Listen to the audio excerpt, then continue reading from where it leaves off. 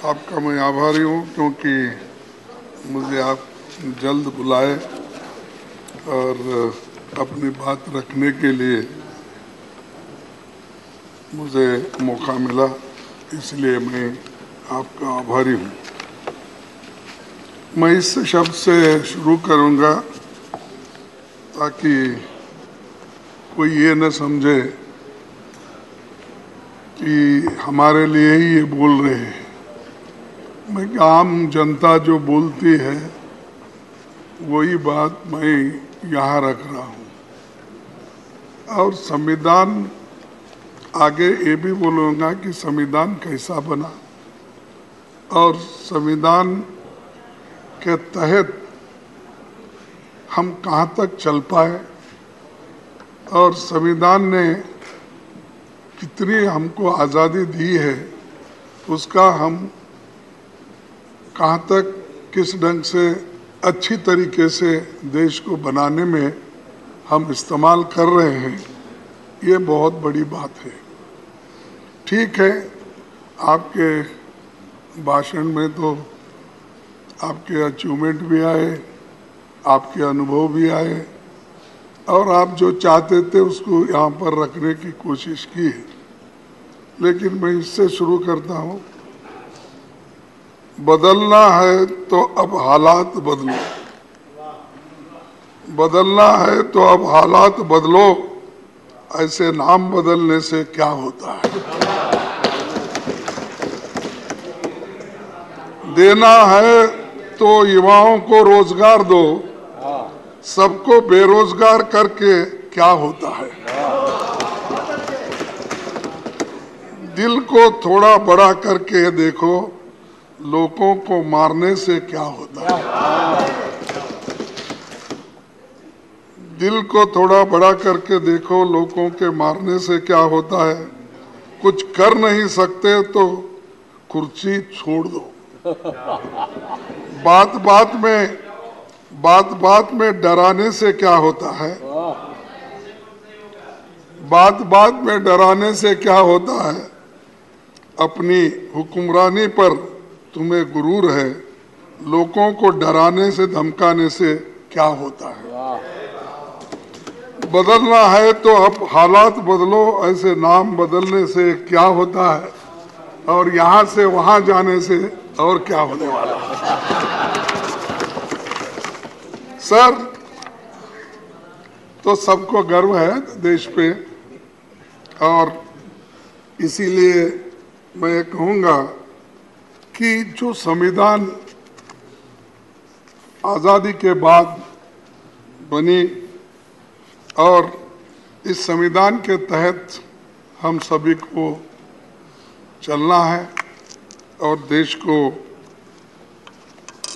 के लिए हम कुछ करना है।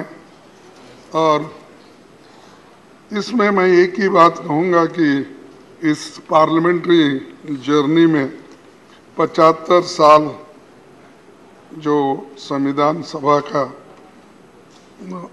ये जो संविधान करके हुआ और उसके अचीवमेंट, एक्सपीरियंस, मेमोरीज, लर्निंग्स, इस पे ही हमको बात करना था। तो मैं इसी पे थोड़े शब्दों में बोलूँगा कि एक मेरी भी जर्नी 50 साल में असेंबली और पार्लियामेंट मिलके 52 साल हिस्सा है मेरा भी। लेकिन मुझे यहाँ ज़्यादा समय नहीं मिला, मेरे को वहीं पर रखना पड़ा, बेंगलुरु में ही था। यहाँ बहुत से नेताओं के भाषण सुनने को मुझे कम मौका मिला, सिर्फ 14 साल मिले। कहाँ जा रहे हैं?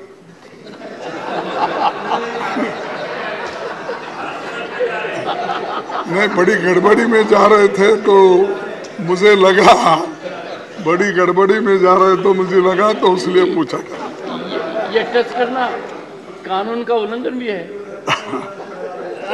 अब ये साहब, हमारे हाउस में उल्लंघन बहुत होते हैं, फिर भी आप दिलदार हैं, उसको संभाल लेते हैं। उसीलिए मैं बोला उसको संजय सिंह को और चड्ढा को बुला लो।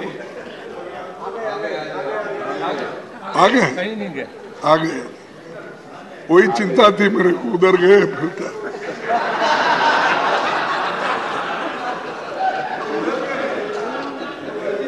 सर, ये संविधान सभा, ये भवन आजाद भारत के सारे बड़े फैसलों का गवाह है और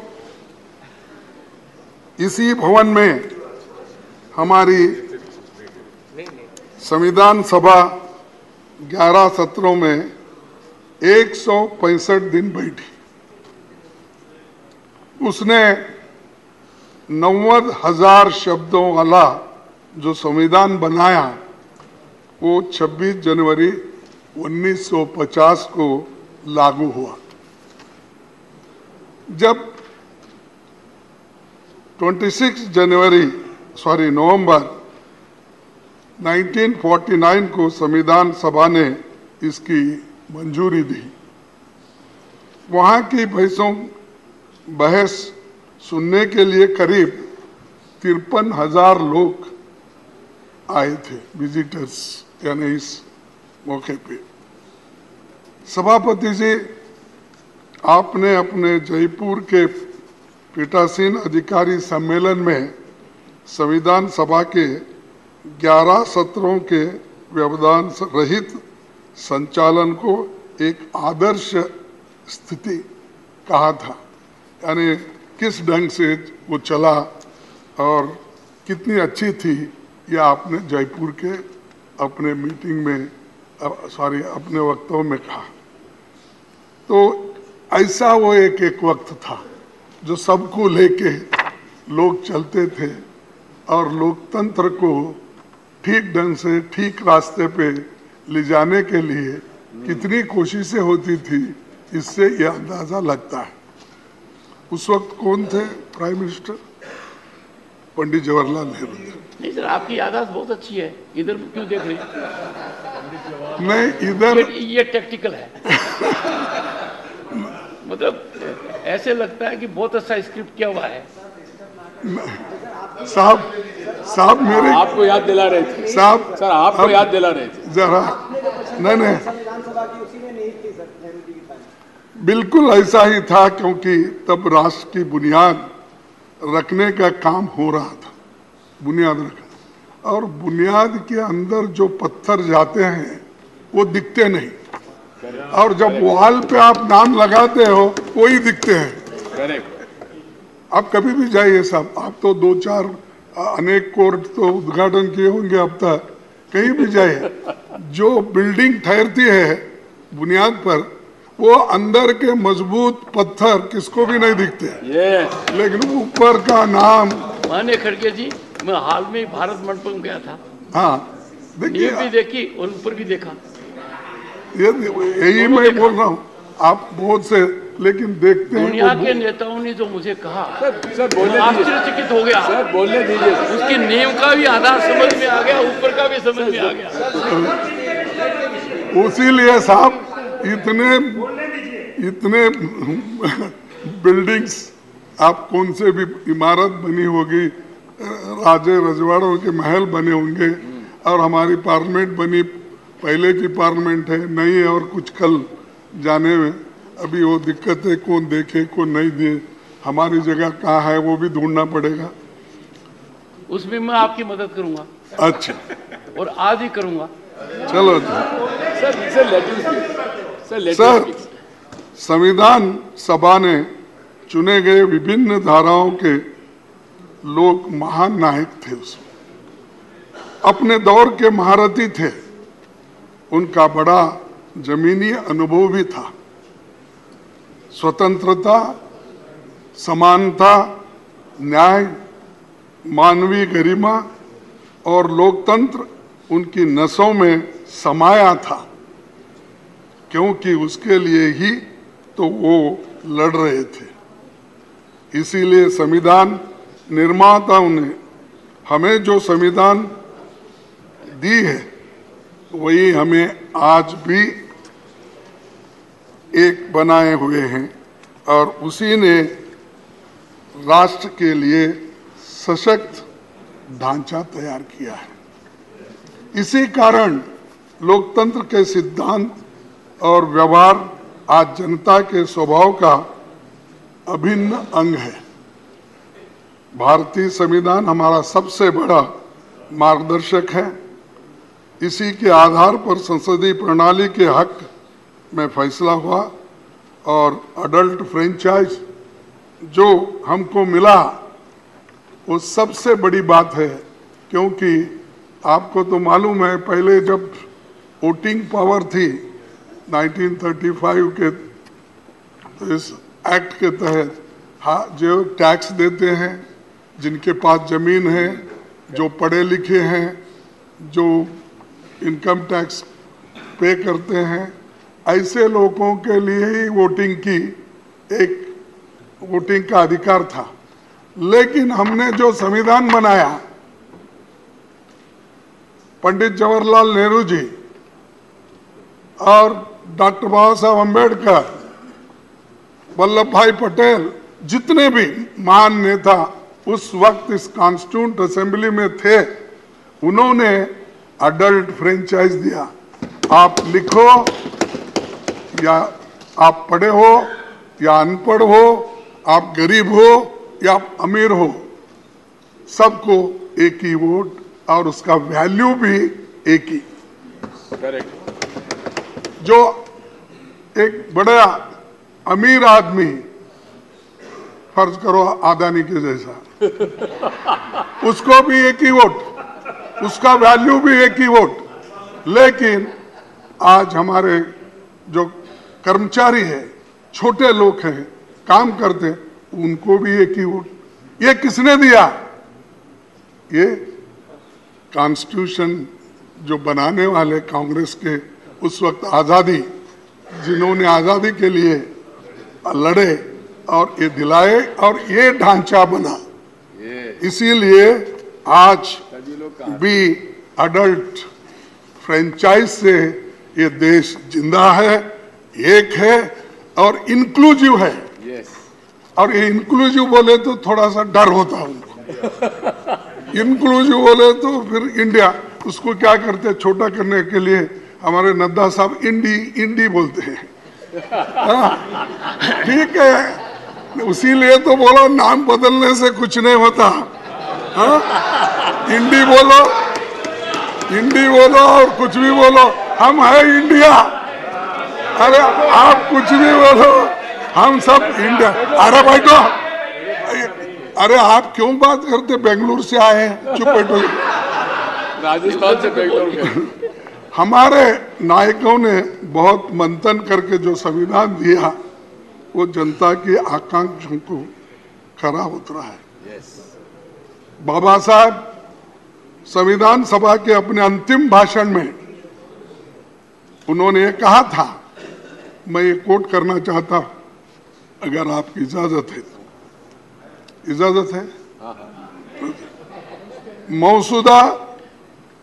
मसौदा समिति का कार्य बहुत ही कठिन हो जाता यदि ये संविधान सभा विभिन्न विचार वाले व्यक्तियों का एक समुदाय मात्र होती। विभिन्न विचारधाराओं के लोगों का एक समुदाय होता।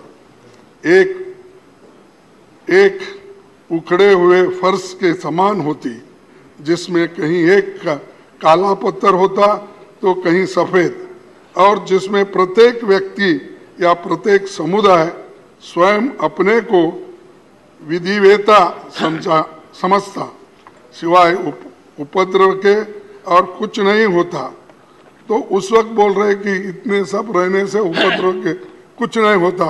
सभा में कांग्रेस पक्ष की उपस्थिति ने इस उपद्रव की संभावना को पूर्णतः मिटा दिया, और इसी के कारण कार्यवाहियों में व्यवस्था और अनुशासन दोनों बने।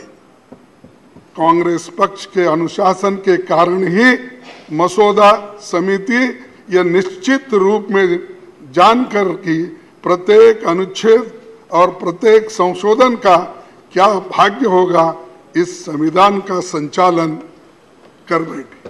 तो ये कांग्रेस के लिए बाबा साहब अम्बेडकर ने कहा है कैसा संविधान बना, क्योंकि उस वक्त इतने डिफरेंट लोग थे, इंटेलिजेंट लोग थे, और एक दूसरे से वो अगर लड़ते भी तो बाहर आकर एक होते थे। वो कभी किसी के ऊपर कुछ नुक्ताचीनी करके बैठते नहीं थे।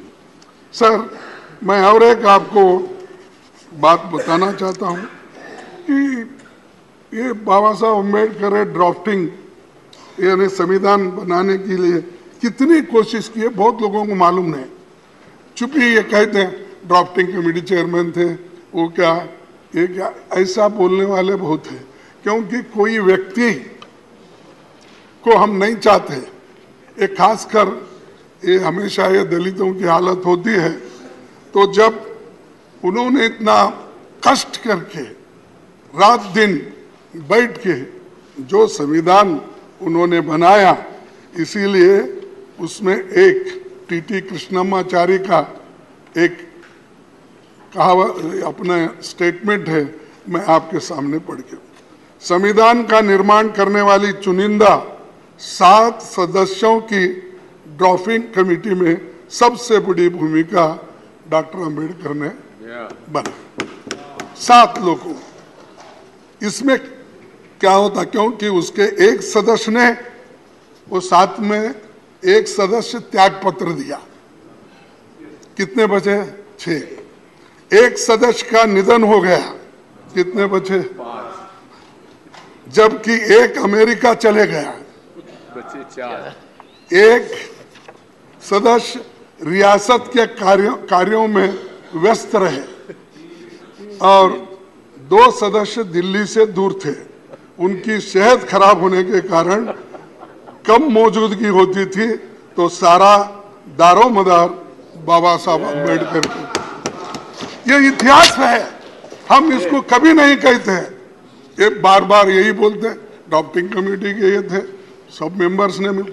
अब ये टीटी कृष्णमाचारी जो मेंबर थे उसके कॉन्स्टिट्यूंट असेंबली के, और खासकर इस ड्राफ्टिंग कमेटी के मेंबर थे, उन्होंने ये बात कही।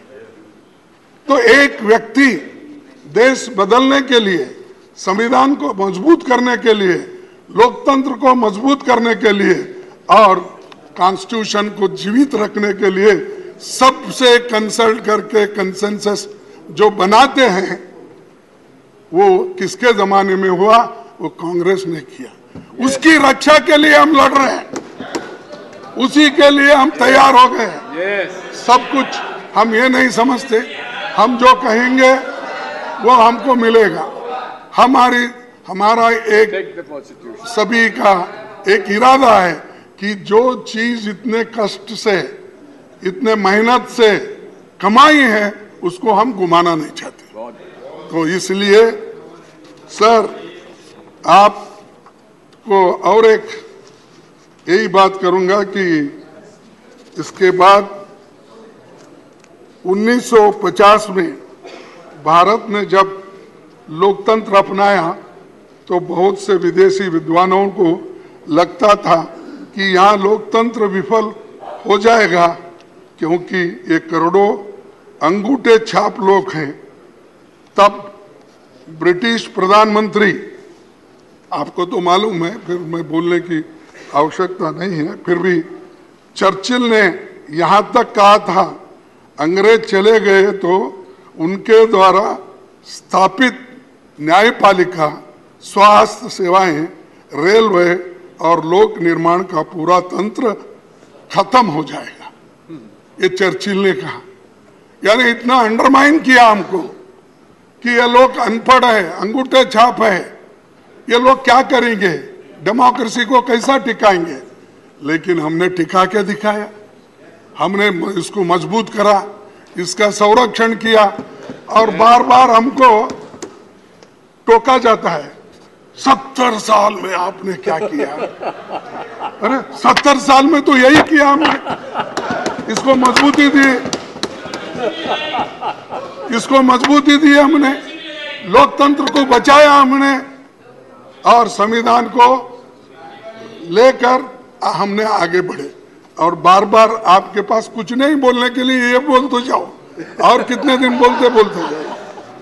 सर, तब वर्ल्ड वार 2 में, उसके बाद में 7 आज़ाद हुए देशों में सैनिक तानाशाही थी, फिर भी हमारे लोग मजबूती के साथ इस देश में इस संविधान को टिकाया, डेमोक्रेसी को टिकाया। लेकिन हमारे यहाँ सत्ता का हस्तांतरण गोली या बंदूक से नहीं हुआ। महात्मा गांधी जी हमें जो आज़ादी दिलाए वो सिर्फ नॉन वायलेंस, नॉन कोऑपरेशन से, और इसीलिए हमारी जो संविधान में हमारी जो आदर्श हमारे सामने हैं, उनके वजह से आज सभी लोग इसका पालन करते हैं और इसको आगे ले जाते हैं। दूसरी बात मैं कहूँगा कि इस भवन में 75 सालों के दौरान देश की किस्मत बदली है और देश की सूरत बदलने वाली तमाम कानूनें यहाँ बनी हैं।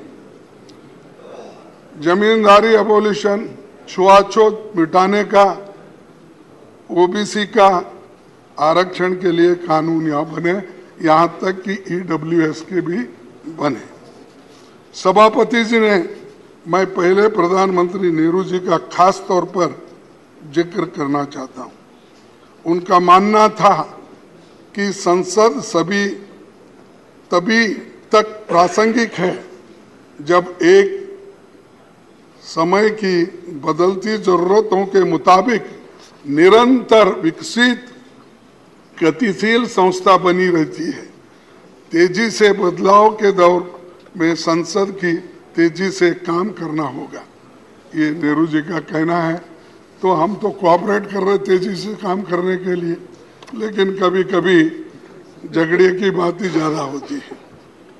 सर, नेहरू जी के पहले कैबिनेट में कैसा, यानी मैं ये बता रहा हूँ कि कैसे डेमोक्रेटिक वे से पहले चलती थी। नेहरू जी के कैबिनेट में वो सबको अपने साथ लेके चलते थे। उन्होंने जो पहली कैबिनेट बनाई उसमें सबसे योग्य लोगों को शामिल किया। जो कांग्रेस में नहीं थे वैसे 5 लोगों को शामिल किया। साहब, उन्होंने तो 5 अपोजिशन के लोगों को शामिल किया, उनसे सहमति नहीं होती थी उनको किया। आप तो हमारी छाया भी नहीं देखना चाहते।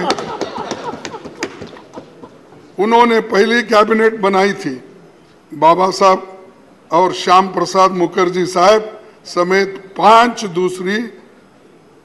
दूसरे धारा के विचारधारा के लोग थे। अब हो सकता है सर? ये कब तक चली सर? हाँ, ये परंपरा कब तक चली? नहीं, देखिए, जब तक नहीं, उसके बाद में तो हर पार्टी, हर विचारधारा के लोग अपना अपना फ्लैग लेके निकले ला। जब झंडे अलग हो गए, लेकिन इसको बुनियाद डालने के लिए, सहन करने के लिए, सबको लेके जाने के लिए ये काम उन्होंने किया। अब तक तो चल रहा है, लेकिन एक कि आप अपोजिशन को सहन नहीं करते, उन्होंने सहन करके अपने कैबिनेट में लिया। हाँ, बाबा साहब अम्बेडकर को देखो। नहीं, अरे सुनो जी, तुमको क्या इतिहास मालूम है? मैं बताता हूँ। जब कोई भी पार्टी बनाते हैं तो अलग अलग पार्टी में होते हैं, तो वो बाद में बहस करता हूं मैं आपसे। आओ, मेरे पास में सब सबूत है। सर, नेहरू जी के बारे में बहुत बातें बोलते हैं अपोजिशन के लोग, खासकर बीजेपी के लोग। ये छोड़ दीजिए, जो आदमी 14 साल जेल में रहकर सब कुछ सहन करके, देश के बुनियाद डाल के, बड़े बड़े कारखाने बना के, पब्लिक सेक्टर बना के, नौकरियां दे के इतने बनाए, वो बुनियाद डालने के बाद देश बढ़ा और 5 ही साल में हम आगे बढ़े। तो मैं आपको आगे थोड़ा सा दिखाऊंगा कि किस ढंग से, देखिए बोलते हैं नेहरू जी के कितना बड़प्पन था कि अपने राजनीतिक विरोधी धारा को नेता श्याम प्रसाद जी को केंद्र में इंडस्ट्री और सप्लाईज मिनिस्टर बनाए। नेहरू जी संसद का बहुत सम्मान करते थे और अक्सर अपने सहयोगियों को और युवा सांसदों के लिए एक उदाहरण के रूप में उन्हें डिबेट्स के दौरान धैर्यपूर्वक बैठकर सुनते थे, धैर्यपूर्वक बैठकर सुनते थे। अब अंदर भी नहीं आते, वो तो धैर्य के अनुसार सुनते थे, लेकिन यहाँ अंदर भी नहीं आते प्राइम मिनिस्टर। दर्शन नहीं मिलते होते। हाँ, दर्शन तो हमको क्या क्या भगवान है क्या दर्शन नहीं? तो हमारे को या कम से कम डेमोक्रेटिक तरीके से आने के लिए बोलो, थोड़ा गोयल को भी रिलीफ मिलेगा। नहीं तो हर बात को डिफेंड करना पड़ता है, वो गोयल जी उठना पड़ता है। थोड़ा उनको जरा बिठा के प्राइम मिनिस्टर जरा बोले, अरे हम भी बोलेंगे हमारे प्राइम मिनिस्टर आए हैं, देखेंगे इस बार के बहुत दिन हो गए उनको देख के।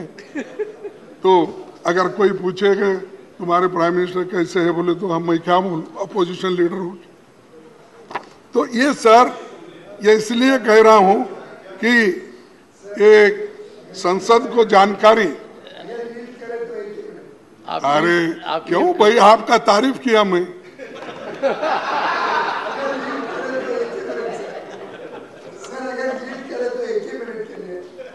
जब प्रधानमंत्री जी यहाँ पे आते हैं तो आप लोग बाहर चले जाते हो।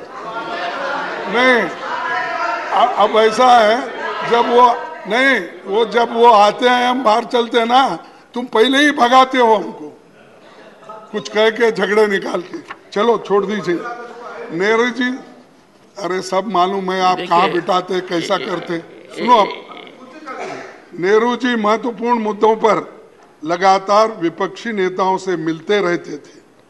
प्रमुख मुद्दों पर बहस के दौरान सांसदों की बातें ध्यान से सुना करते थे। नेहरू जी ने तो यहाँ तक कहा था, मुझे इस सदन की शक्तियों से ईर्ष्या है और मैं नहीं चाहूंगा कि कोई उन शक्तियों को सीमित कर दे। यानी इतना बड़ापन, मैं किसी को सीमित करना नहीं चाहता, सुनना चाहता हूँ, सबकी ओपिनियन लेना चाहता हूँ। तो ये बात उन्होंने कही। आज क्या होता है, कोई सुनने, हमारे को सुने तो भी हमारी बात सुनने के लिए कोई नहीं आते, बार बार यही कहते हैं कि अब उन्होंने कहा। नेहरू जी के विचार था, मजबूत विपक्ष न होने का अर्थ है व्यवस्था में महत्वपूर्ण खामियां हैं। अगर मजबूत विपक्ष नहीं है तो वो ठीक नहीं है, नेहरू जी का कहना। अब तो मजबूत विपक्ष है तो उसको ईडी, सीबीआई कमजोर कैसा करना, कमजोर कैसा करना इधर है। अगर कोई है भी है, इमीडिएटली उसको लेना, कमजोर करना, फिर वॉशिंग मशीन में डालना, क्लीन होके बाहर आ जाना, वहीं पर परमानेंट है। सर, लेकिन आज क्या हो रहा है, ये सब देख रहे हैं। संसद में पीएम साहब कभी कभार आते हैं, जब आते हैं तो इवेंट बनाकर चले जाते हैं। मणिपुर साहब, आपको तो मालूम है, 3 मई से आज तक दंगे चल रहे हैं, आज तक लोगों को मार रहे हैं, घर जला रहे हैं, आज एक मर गया। तो कितने, इसके बारे में एक स्टेटमेंट दो। हमने इतनी कोशिश की साहब, जरा कोशिश तो मैंने की थी। नहीं, आपने की कोशिश थी, तो मेरी तरफ से थी सर। नहीं कि हर हालत में चर्चा हो, नहीं आधी रात तक चर्चा हो। बोलने दिए सर, शक्ति जी। नहीं आप, अरे भाई तुम क्यों ये उनको इरिटेट करते हो? सर, आप तो कोशिश किए हैं, लेकिन आपके बातों को भी वो नहीं मानते। ये मुश्किल है ना। आप हमको बोलते हैं, उसीलिए हम बार बार आपके तरफ देखते हैं। तो जब हम आपके तरफ देते तो फिर आप उनके तरफ देखते हैं। तो इसलिए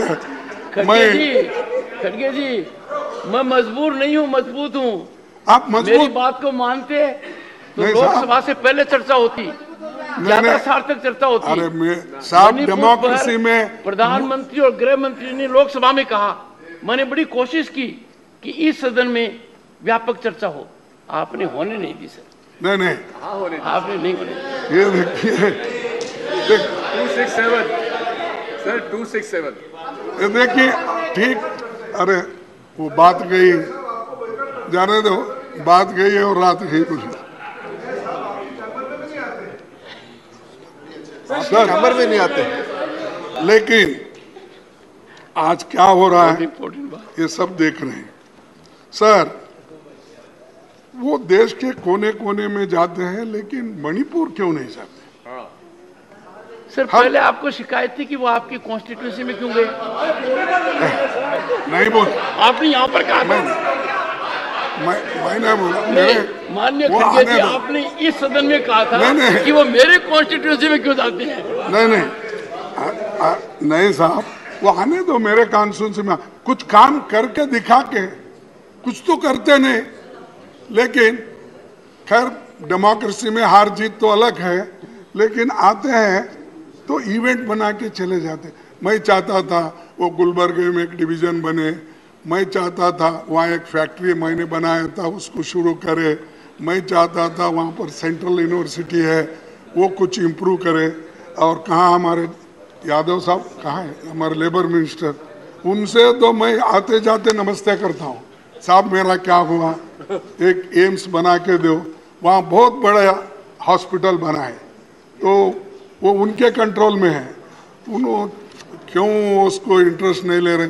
जब तक मोदी साहब का परमिशन नहीं मिलता तब तक वो नहीं देंगे। मेरी मुश्किल ये है कि आप सरकार के ऊपर, सरकार को क्यों रिक्वेस्ट नहीं करते? रिक्वेस्ट नहीं भाई, दबाव डाले तो भी नहीं कर रहे। और आते जाते मैं समझता 50 सलाम तो हो गए होंगे मेरे यादव से। 50 सलाम? हाँ 50, मेरे बाजू में है ना। फिर तो ये ऐसा, और अच्छी बिल्डिंग है, उन्होंने खुद देखे हैं, देखकर। खैर जाने दो, हमारी किस्मत अच्छी नहीं, मेरे लोगों की किस्मत अच्छी नहीं। वहाँ के लोग पहले ही बैकवर्ड है और भी उनको दूर रखे हैं। तो ये मणिपुर को जाना था, वहाँ पर उनके दुख दर्द को देखना था, लेकिन किसी वजह से वो जा नहीं सक रहे। लेकिन इससे ये अच्छा नहीं हो। सर सभापति जी, अटल जी ने अपने कार्यकाल में 21 बार बयान दिया। अटल जी ने अपने कार्यकाल में 21 बार बयान दिया 6 साल में। डॉक्टर मनमोहन सिंह जी ने 30 बार बयान दिया। केवल हमारे मौजूदा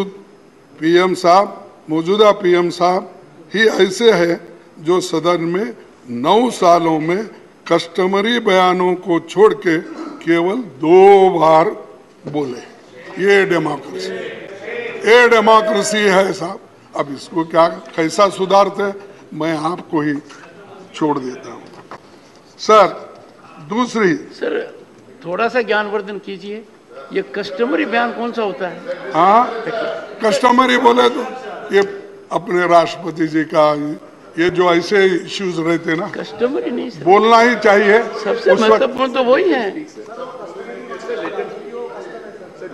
नहीं, दिग्विजय सिंह जी, ये महत्वपूर्ण मुद्दा है कि यदि अगर प्रधानमंत्री उन कस्टमरी मुद्दों पर बोलते हैं वो कितना आवश्यक है।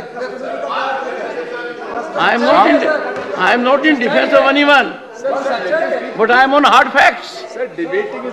मैं तो समझता था कि माननीय खड़गे जी को शिकायत होगी कि प्रधानमंत्री जी इतना ज्यादा क्यों बोलते हैं लोकसभा में, राज्यसभा में। नहीं साहब, सुनो, नहीं साहब, I will ask the secretariat नहीं, to have full update on this and inform leader of the opposition नहीं, in next 3 days. आप अपने स्टाफ को पूछिए अटल बिहारी वाजपेयी 21 बार बयान दिए। बयान देना अलग है, कस्टमरी जो उत्तर देना हर चीज पे, जो राष्ट्रपति के इस पे भाषण देना, वो अलग है। तो ये 21 बार बयान जो वाजपेयी साहब ने दी, अलग अलग ओकेजन पे दिए सो है। वैसा ही मनमोहन सिंह जी ने 30 बार दी, ये अलग अलग ओकेजन में दी। ये बात मैं बोल रहा हूँ, वो भाषण देते नहीं, बोलते नहीं, बाहर बहुत बोलते हैं, इतना बोलते हैं वो हजम ही नहीं होता हमको, इतना बार बोलते हैं। साहब, वो आपने बोला कि मैंने तो चांस दिए तो भी आप लोग नहीं बोलते हैं, चर्चा नहीं करते। सर, हमने पहले 267 में 7 बार इस सदन में 267 में 7 बार चर्चा हुई। क्वेश्चन आवर सस्पेंड करके 10 बार चर्चा हुई। कितने सालों में? हाँ, कितने सालों में? कितने सालों में? देखिए, देखो, मैं कह रहा हूँ ये सदन में जो हुआ है, लेकिन आप एक बार भी नहीं कर रहे। मुझे कटघरे में खड़ा कर रहे हैं, इसलिए आपसे संरक्षण मांग रहा हूँ कि जो फिगर दे रहे हैं, आपके हाथ में जिन्होंने फिगर दिया है, मैं उनसे पूछिए कि कितने दशक में ये हुआ है। नहीं, मैं डेट वाइज, मैं बहुत नरम दिल का आदमी हूँ, फिगर दे दूंगा। सुन लीजिए ऐसा नहीं बोलो। Have respect for your leader.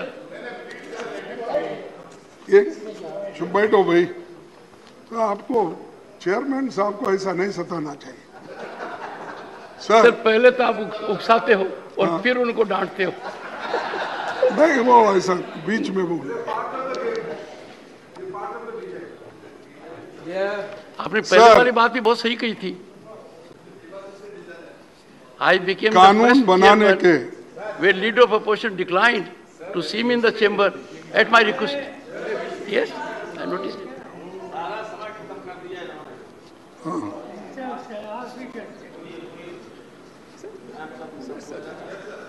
Sir, संसद और विधानसभा जनता की सर्वोच्च प्रतिनिधि संस्थाएं हैं, जिनके माध्यम से जन आकांक्षाओं को अभिव्यक्ति मिलती है और बदलते समय में जनता की अपेक्षाएं बढ़ रही है। लिहाजा सदनों में स्तरीय चर्चा होनी चाहिए। इन चर्चाओं को पूरा देश लाइव देखना चाहिए। इसको जरा ठीक करिए। अब तो मेरा दिख रहा है, बाकी के वक्त तो किसी अपोजिशन का आता ही नहीं ज़्यादा। वो जरा क्या कंट्रोल हमारे गोयल साहब करते हैं और फोन करते हैं, मुझे मालूम नहीं, लेकिन वो बोल दीजिए। कम से कम हमको तो बाहर चांस नहीं मिलता, यहाँ तो चांस मिलता है, तो जरा दिखाते दीजिए। जनता के सवाल उठा सकते हैं। अब जब भी हमारे ये अभी तेलंगाना के नेता उठा रहे थे, ऐसा उठते रहते हैं, हम डांटते रहते हैं, लेकिन वो जो कहते हैं, कम से कम यहाँ अगर रजिस्टर हुआ तो बाहर भी मालूम होता भाई हमारी बात कोई रखे। अब उसी लिए ऐसी चीज़ें संवैधानिक ये मुख्य है, और संवैधानिक तरीके से हम जो काम करते हैं उसको आपका प्रोत्साहन मिलना चाहिए, और सरकार का भी हमको देने का ये कोशिश होनी चाहिए। और ये संसद लोगों के हितों तथा अधिकारों का संरक्षक है, और आप हमारे गार्डियन हैं, और अगर हमारे ऊपर कुछ अन्याय हो रहा है, फौरन आप हमारे अपने को संरक्षण देने वाले आप भी हैं। नहीं तो हम इतने कम लोग हैं, उतने सब लोग अगर हमको मारते पीटते रहेंगे तो फिर बाद में आपके पास कौन रहेगा, हमें रोना पड़ता। तो इसीलिए जरा आपका संरक्षण ज़रूरी है।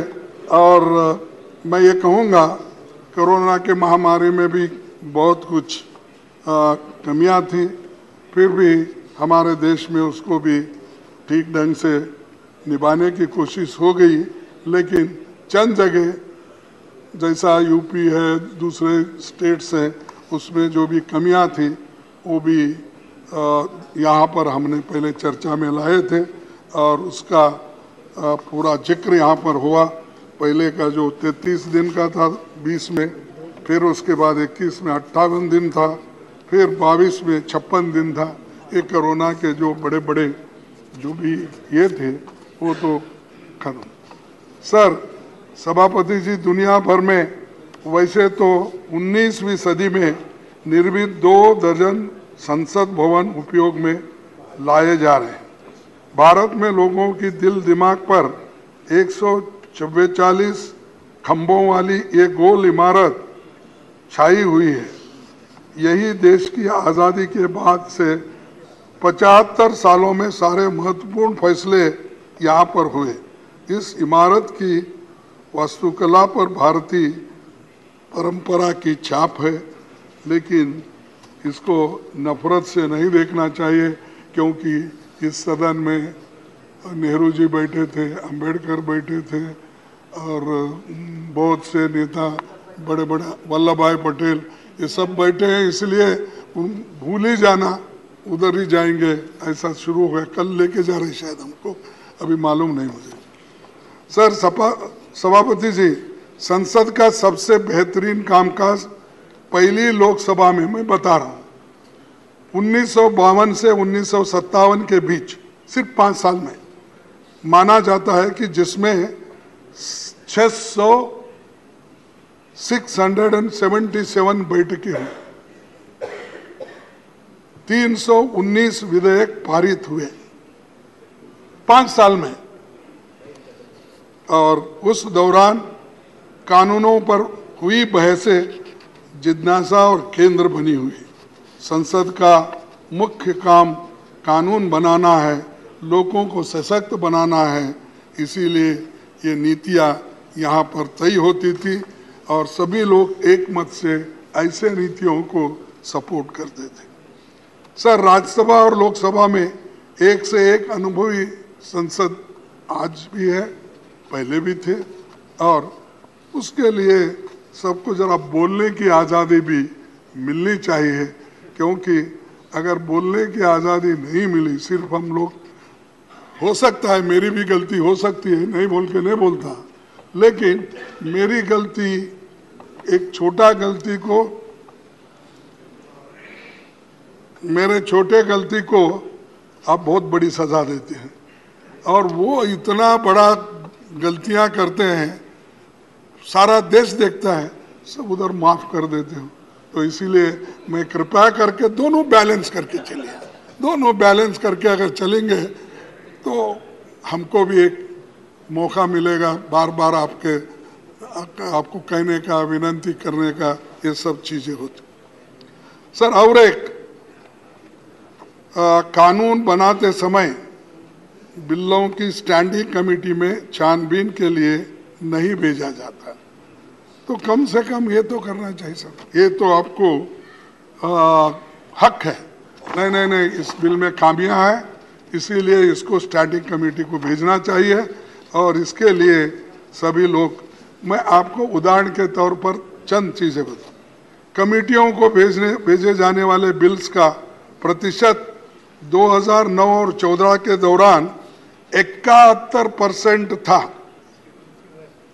71% था। वहीं 16वीं लोकसभा में 2014 से 2019 के बीच घटकर 27% हो गया, रह गया, और 2019 के बाद इसमें इतनी गिरावट आ गई 13% रह गया। साहब कहा 71%, और फिर पूछते हैं आपने क्या किया, क्या किया? यही किया हम, 71% स्टैंडिंग कमेटी को भेजा छानबीन करके, और आपने क्या किया? 13%, 27%। ये इससे बिल कैसे स्क्रूटनाइज होंगे? वो जैसा दिल में आया वैसा हो जाएगा, फिर बाद में हम पछताएंगे, फिर सुप्रीम कोर्ट बोलेगा इसको छानबीन करके नहीं लाए, और वहाँ के सभी MP और राज्यसभा के मेंबर, लोकसभा के मेंबर शायद अनपढ़ होंगे, समझते नहीं, तो ऐसा ही भेज दिए। तो उधर से एक टिप्पणी हमको सुप्रीम कोर्ट से, बाकी के जनता लोग ये कहते हैं कि भाई हमारे बारे में ये सोचते नहीं, सोच कर कानून नहीं बनाते। लेकिन आप गड़बड़ी में इतने कानून भेज देते हो, वो बुलेट ट्रेन से भी फास्ट आता है, बुलेट ट्रेन से भी फास्ट बिल पास होते हैं। तो इसीलिए सर मैं अभी 5 मिनट लूंगा, फिर आपको बोर नहीं करूंगा। आपने देखा समय खत्म हो गया 5 मिनट से। आज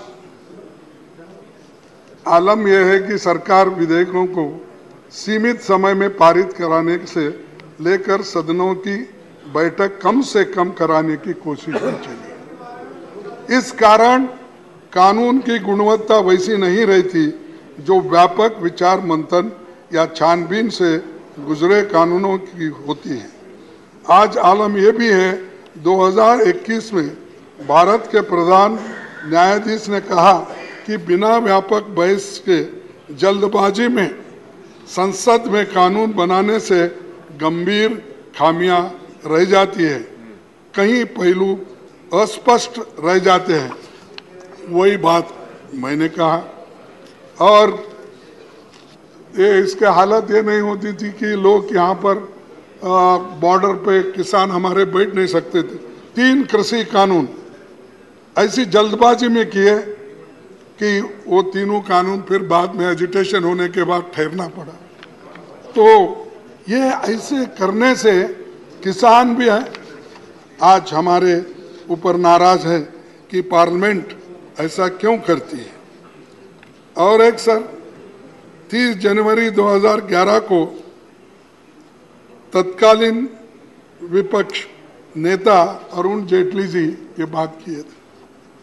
संसद का, क्योंकि हमारे को बार बार वो बोलते हैं आप गए, भाग गए, नहीं सुने, ये बोलते हैं। लेकिन हम जब अपनी बात रखने की कोशिश करते हैं, हम ये नहीं कि किसी से झगड़ा करना, डिस्टर्ब करना, शांति के साथ जब अपनी बात को नहीं रख सकते तब लोग हमारे इरिटेट होते हैं कि हम इतनी कोशिश करके लोगों के मुद्दों को आपके सामने रखना चाहते हैं, मौका नहीं मिल रहा। ये होता है, किसी से दुश्मनी नहीं है, हम सब एक ही है और सभी मिलके ही देश के भलाई में सोचते हैं। तरीके अलग अलग होंगे। सर राज्यसभा में इस जगह बैठते थे तत्कालीन नेता विपक्ष अरुण जेटली ने 30 जनवरी 2011 को कहा था, संसद का काम है चर्चा करना, लेकिन कई मौकों पर जब मुद्दों का अनदेखी होती है तो अवरोध पैदा करना लोकतंत्र के हित में होता है। मैं और एक बार पढ़ूं सर, आगे पढ़ो। अच्छा, होती है, अवरोध पैदा करना लोकतंत्र के हित में होता है, लिहाजा संसदीय अवरोध को अलोकतांत्रिक नहीं कहा जाता, नहीं कहा जा सकता। तो ये उन्होंने जो सिखाया वही काम जब हमारे तरफ से होता है हमारे को ठोकते जाते हैं। तो सर ये जो अवरोध पैदा करना लोकतंत्र के हित में होता है, लिहाजा संसदीय अवरोध को लोकतांत्रिक नहीं कहा जा सकता, ये उनकी बातें हैं। और मैं ये भी आपको कहूँगा कि उस हाउस में सुषमा स्वराज भी यही बात कही थी, संसद को न चलने देना भी अन्य तरीकों की तरह लोकतंत्र का एक रूप है। तो ये सारे चीज़ें वहीं से आए।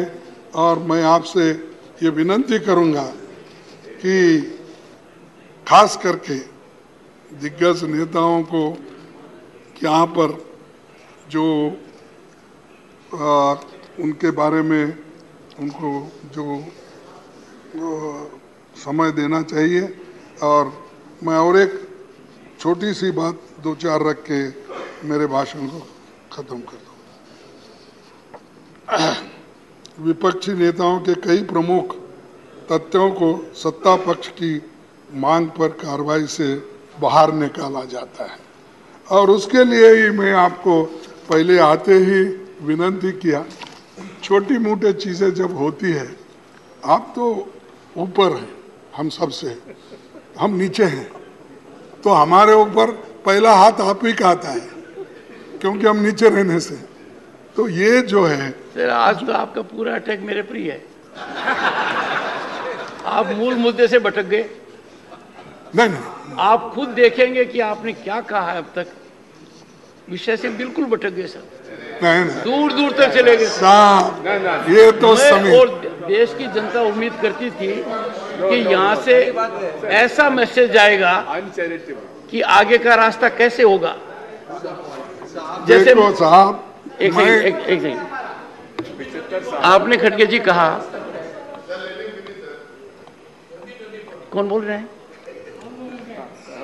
You must learn to be decorous. He has yielded. पहली बार सदन में कुछ डेकोरम हो रहा है तो परेशानी क्यों होनी चाहिए?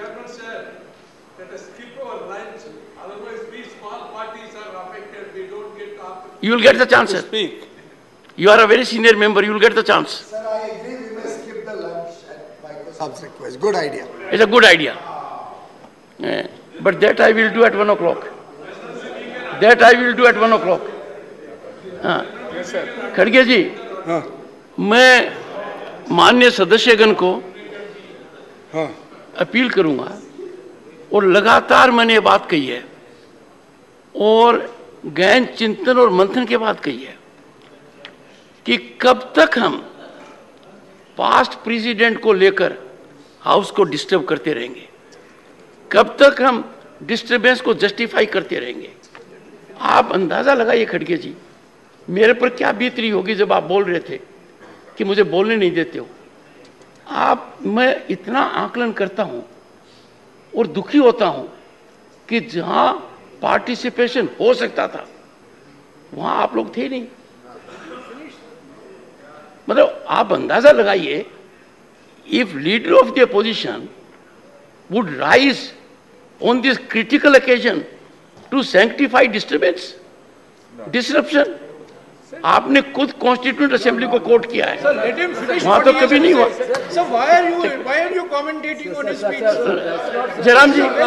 Jairam ji, this is not a good habit. No no, you are a victim of this habit. Don't have this habit, don't have this habit. No, this is not a, when the honorable LOP has yielded, why are you being super LOP? Because we want to listen. You can't be. He doesn't need assistance. You want to listen to him. No, no. You want to listen to him, but it is regulated by the chair. Otherwise, come and sit here and control it. Sir, Every time, I have no desire to sit there. even if you have, listen to him. even if you have, there is a mechanism. Sir, you are constantly No, please, interrupting him, please, sir. please, take your seat. So, माननीय खड़गे जी, this is a rare historic occasion where after taking note of 75 years, we are required to unfold a vision for next 25-50 years. Sir, exactly. I know it. I know it what he knows. And in the entire discourse, you are focused on two things, sir. I find it. There is a debate between you and him, sir. Sir, This is the problem. There is no freedom for debate between him and you, sir. This is the problem, sir. Lord to speak. The problem is, Lord to speak, sir. the problem is when there is time to participate, I have seen absence. The problem is when an issue has to be debated, discussed, deliberated, you have walked out of the house. Problem is the chairman. Sir, this is wrong. This is wrong from your part, sir. Sir, this is completely wrong. You are misleading, sir. You are misleading the house. Misleading the house. You are misleading the house. You are misleading the house. This is totally wrong. It's a very partisan attack. Remark from you, sir. Sit down. Sir, please I explain have your own said, statement. one second. I request you to One explain second. your own Jairam, statement. take it. Sir, please Everybody is explain your own cooperating today. statement. Take it. You are misleading the house, sir. No. You are not debating here, Sir, you are not debating here. Sir, let him speak. Digvijay जी, एक अरे आप बैठो यार. Sir, let him speak. Digvijay ji, with my modest understanding, I can tell you, and I am a great judgment of myself. I self-judge. I can tell you, I am not a stakeholder in politics. I am certainly stakeholder that this upper house, the House of Elders, conducts itself in a manner so that it earns respect of others. We must exemplify our conduct by decorum, discipline. One second. Sir, please don't cast aspersions on us. One second.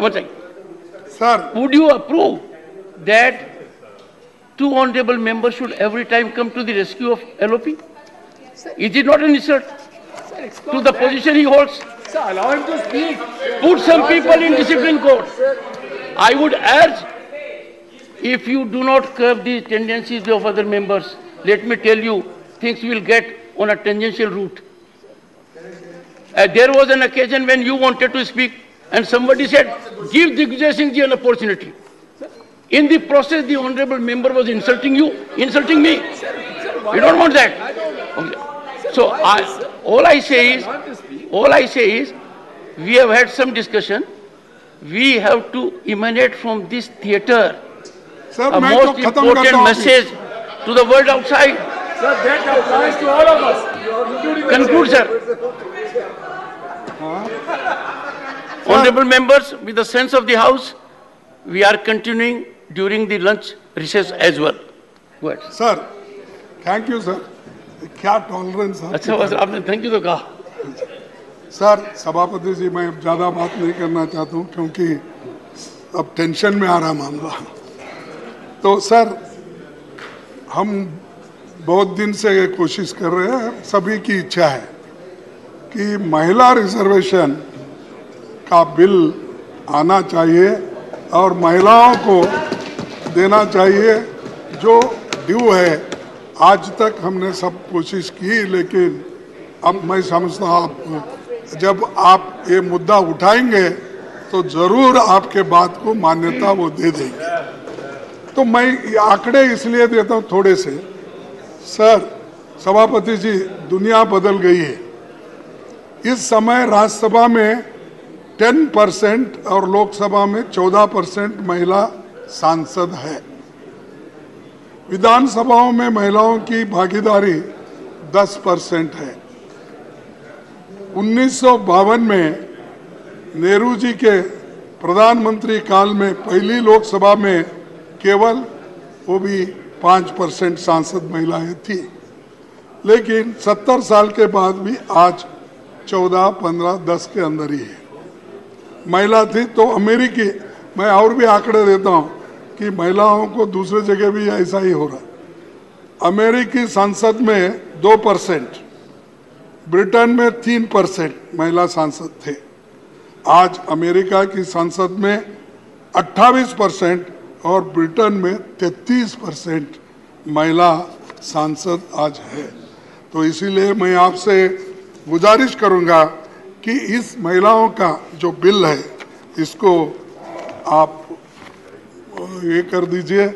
और दूसरी चीज़, unemployment की बात चल रही कि क्योंकि इस 75 साल में हम जब बात करते हैं, इधर अनएम्प्लॉयमेंट इतना बढ़ रहा है, इतना बढ़. 8 करोड़ लोग एजुकेटेड वो आज रास्ते पे है. और इन्फ्लेशन तो सब बढ़ रहा है, आपको मालूम है. वो कोई टमाटर डाल के आए तो आपने बहुत उसको डांटा. वो हकीकत थी 400 रुपये, 500 रुपये. शायद आप मकान में नहीं पूछे शायद कि आजकल टमाटर की, प्याज की, तेल की, दाल की क्या कीमत है. वो हिसाब आप नहीं पूछ रहे क्योंकि पूरा जिम्मेदारी उनको वहाँ छोड़े और बाकी का जिम्मेदारी आप यहाँ लिए. इसीलिए ज़रा मुश्किल होगा उनका. लेकिन ये ज़रूरी है, इन्फ्लेशन कंट्रोल करना इम्पॉर्टेंट है. नहीं तो डिस्ट्रॉय हो जाएगा डेमोक्रेसी. अनएम्प्लॉयमेंट अगर बढ़ती गई तो डेमोक्रेसी नहीं रहेगी.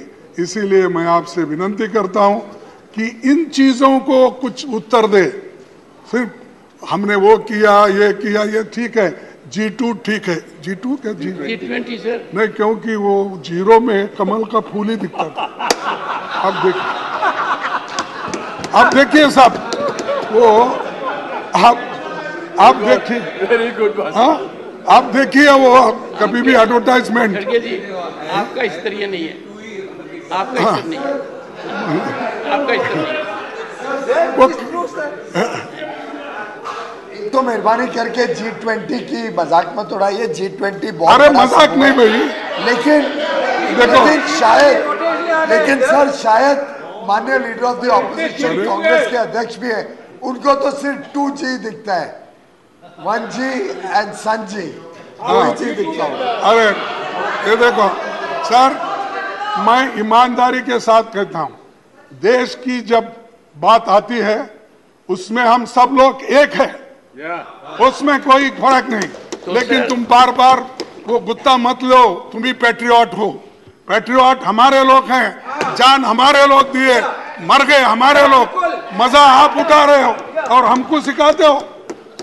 सर आखिरी एक बात कह के आज आप बहुत एजिटेटेड हो। मैं खत्म करता हूँ। नहीं, आज आप बहुत एजिटेटेड हो। हाँ? आप बहुत गुस्से में हो आज। नहीं ना सर, हमारी वतन परस्ती के अनगिनत तारीखें हैं, हमारी वतन परस्ती के अनगिनत तारीखें हैं, बेशुमार खिस्सा है। हो भी क्यों ना वतन से मोहब्बत, हो भी क्यों ना वतन से मोहब्बत, ये तो हमारे ईमान की हिस्सा है। तो धन्यवाद सर, आपने इतना टाइम दिया। आपने खड़गे जी, आपने आज पढ़े शुरू में और आखिर में, और पहले भी पढ़ा था जब माननीय वेंकैया नायडू जी का फेयरवेल था, और आपने कहा मौसम कैसा होगा, कितना सताएगा। नहीं उसी आज का आपका एटीट्यूड देने के बाद रियली मौसम फिर जो पीछे गया, पहले का जो था वो आ गया। Honorable members, Honorable LOP has reflected. I would again appeal to everyone. It is not a time for us to be agitated. We have to send a message from this place how our Bharat will move for next several decades. And therefore, when we make light of certain things like G20, G20 can't be reduced to G2 and then Lotus. One second. The world order has been defined. For the first time, G20 has been so impactful that global order has been defined. Inclusion of African Union is being globally applauded. कहीं वो मत डालना, मैं इसलिए मैं जो वहाँ photo डाले हैं उनकी बात कर रहा हूँ। G20 का, मैं भी G20 में शामिल हो गया, लेबर मिनिस्टर के हैसियत से 10 G20 मीटिंग में गया, अमेरिका गया, इटली गया, ऐसा कभी नहीं देखा होगा आपने। ब्राजील गया। लुला का जो उस वक्त, आज आपने हैंड ओवर किया लुला को, हैंड आउट नहीं, वो पहले प्राइम मिनिस्टर थे। तो मुझे मालूम है कैसा रेस्पेक्ट देना। देश के बारे में मैं पहले ही बोला, देश के विषय में, देश का जब भी कोई ये आता है, हम पहले लोग हैं उसके लिए सर के ऊपर रखते हैं। माननीय खड़गे तो जी, इसीलिए आप ये मत बोलिए, जो लिखा हुआ बोर्ड है वो बोल रहा हूँ। नहीं देखिए माननीय खड़गे जी, मेरे को भी सौभाग्य मिला दुनिया के नेताओं से चर्चा करने का, and how proud I felt. The world bank का प्रेसिडेंट कहता है our attainment in 6 years is something which can't be attained in 50 years.